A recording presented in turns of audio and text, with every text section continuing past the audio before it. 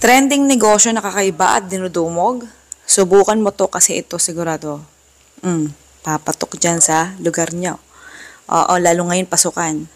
Paghahanda natin ng lalagyan, maglagay tayo ng Graham Crush.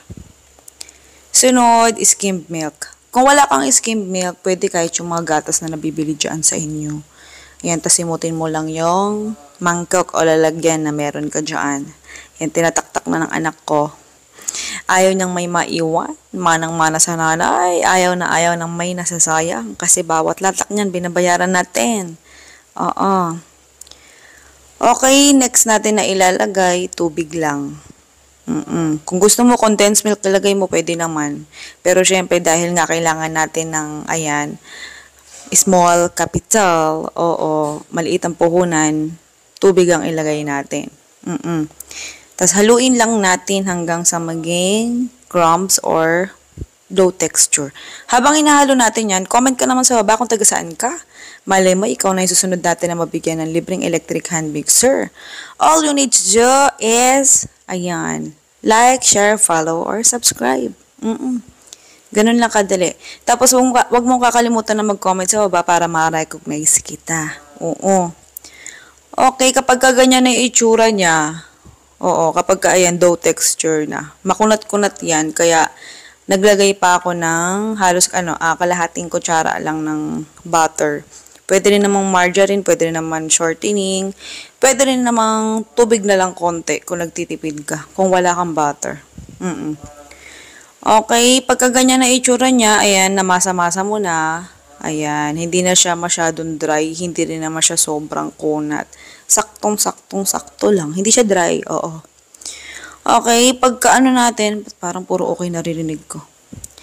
Kasi kokak ng kokak yung palaka dito sa labas eh. Pag tag-ulan talaga, yung mga palaka sa gubat, masyadong active.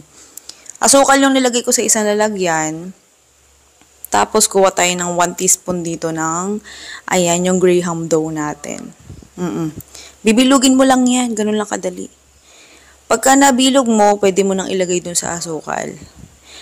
Kung ayaw nyo ng matamis talaga, saktong-sakto lang talaga yung tamis nung gagawin nyo, pwede naman, wag nang asukal lang gawin yung pang-coating. Wag nyo nang haluan ng asukal.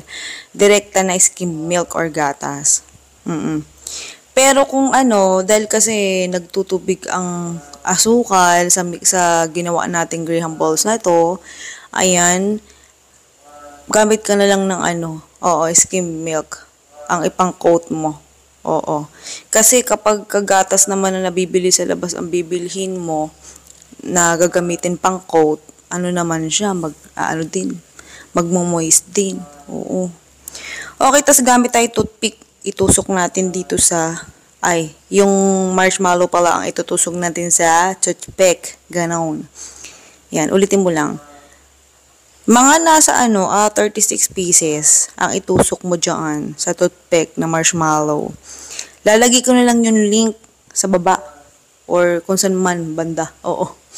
Kung saan mabibili yung marshmallow. Malaki tutubuhin nyo dyan. Oo, daming laman.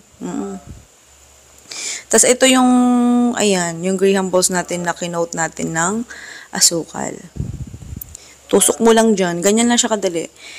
Habang ginagawa ko to, ayan, katuwang ko yung anak ko, si Esha, na-imagine ko kapag sa mga birthday party, di ba kadalasan hotdog tas may marshmallow? Try mo naman to. Oo. Feeling ko, papatok to sa mga handaan. Kung hindi sa handaan, kahit sa kanto nyo, oo. Sabay mo sa mga tinitinda mong street food.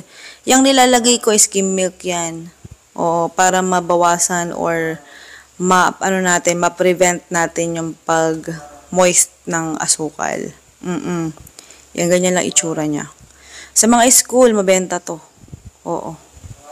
Basta mga gantong pagkain, sigurado patok to sa mga estudyante.